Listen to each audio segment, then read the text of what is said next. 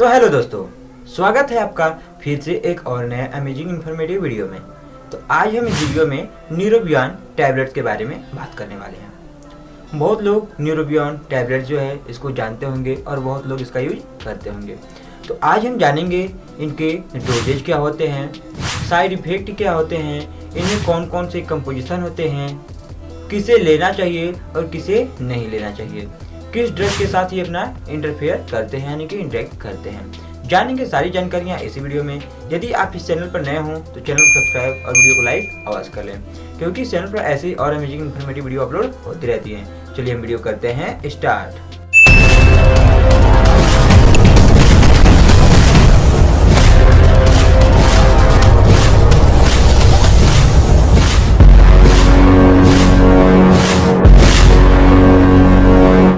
दोस्तों, हम बात कर लें न्यूरोबियॉन टैबलेट्स के बारे में, तो ये जनरली एक स्ट्रिप में 30 टैबलेट्स अवेलेबल होते हैं। न्यूरोबियॉन टैबलेट्स के जो स्ट्रिप होते हैं, एक स्ट्रिप में 30 टैबलेट्स होते हैं। अगर इसके हम प्राइस के बारे में बात कर ले तो जनरली 38 रुपीज़ जो 30 टैबलेट्स हैं उनके कॉस्ट होते हैं। लगभग 38 रुपीज़ में आपको एक स्ट्रिप इजीली अवेलेबल हो जाएंगे।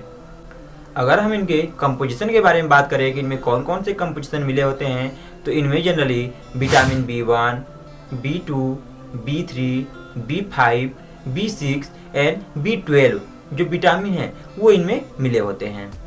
ये हो गए उनके कंपोजिशन के बारे में। अब आगे हम जान लेते हैं इनका यूज हम कब कब और क्यों करते हैं। तो जनरली कोई भी ड्रग है, दवा है, जब कोई प्रॉब्लम हो तभी उसे लेना चाहिए, अनावश्यक नहीं लेना चाहिए। किसी भी प्रकार का कोई भी दवा, ड्रग कोई भी हो। तो आगे हम जान लेते हैं कि इनका यूज हम कब कब करते हैं, कैसा कंडीशन होता है तो इसे लेना चाहिए, डॉक्टर कब प्रिफर करते हैं। तो जनरली अगर बॉडी में किसी भी तरीके से विटामिन B12 जो कॉम्प्लेक्स हैं उनकी कमी हो तभी इसका यूज किया जाना चाहिए। आगे हम बात कर लें तो इसका इम्यूनिटी बूस्टर की तरह भी इसका यूज किया जाता है।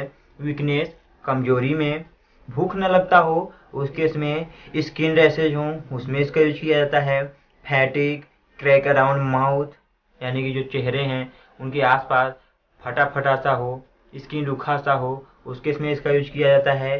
Scaly skin on the lip, swollen tongue, अगर जो टंग है, जबान है, जीभ है जो वो स्वेलो हो रहे हैं, सूजन, उनमें सूजन आ रहा है, उस केस में इसका यूज किया जाता है। एनीमिया यानी कि ब्लड की कमी है, उस केस में कभी कभी क्या होता है विटामिन B12 के कारण जो मल्टीविटामिन है उसके कारण भी एनीमिया होता है, ब्लड की कमी होती है, उस केस में भी इसका यूज किया जाता है। इसके साथ साथ अगर बॉडी में विटामिन B12 जो है उनकी कमी है हमारे बॉडी में, तो उस समय कन्फ्यूजन भी होता है, व्यक्ति को कन्फ्यूजन होता है, डिप्रेशन भी होता है पेशेंट को, उस केस में इसका यूज किया जाता है। Nausea, abdominal cramp, diarrhoea, constipation, इन सारे केस में भी इसका यूज किया जाता है। इसके साथ साथ कुछ न्यूरॉन से रिलेटेड डिजीज हैं उनमें भी इसका यूज किया जाता है। माउथ अल्सर, मुंह में छाले हो गए हों, उस केस में भी इसका यूज किया जाता है। और ये metabolism of protein and carbohydrates यानी कि ये क्या करते हैं, प्रोटीन और कार्बोहाइड्रेट्स के मेटाबॉलिज्म को बढ़ा देते हैं। अगर हम ये जो मल्टीविटामिन टैबलेट्स है न्यूरोबियॉन, इसका हम यूज करते हैं तो इसमें जो हमारा प्रोटीन और कार्बोहाइड्रेट्स हैं ये क्या करते हैं, उनके मेटाबॉलिज्म को बढ़ा देते हैं। और इसके साथ साथ इनका यूज स्ट्रॉन्ग हेयर यानी कि मजबूत बालों के लिए एंड हेल्दी स्किन के लिए भी किया जाता है।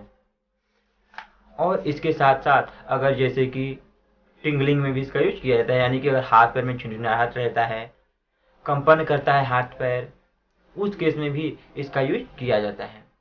बहुत सारे डॉक्टर हैं जो इसका यूज करते हैं, पेशेंट को प्रिफर करते हैं। तो दोस्तों, ये थी न्यूरोबियॉन टैबलेट्स के कुछ यूजेज जिन्हें के भी आपने जाना। अब आगे हम इनके डोज के बारे में जान लेते हैं। तो जनरली इनका जो डोज है, जनरली दिन भर में 1 टैबलेट या तो 2 टैबलेट डॉक्टर सुबह शाम में लेने के लिए प्रिफर करते हैं। दिन भर में 1 टैबलेट या दिन भर में 2 टैबलेट सुबह शाम में डॉक्टर लेने के लिए प्रिफर करते हैं, एडवाइस देते हैं। अब इनके हम साइड इफेक्ट के बारे में बात कर लेते हैं, इनके क्या क्या साइड इफेक्ट हो सकते हैं।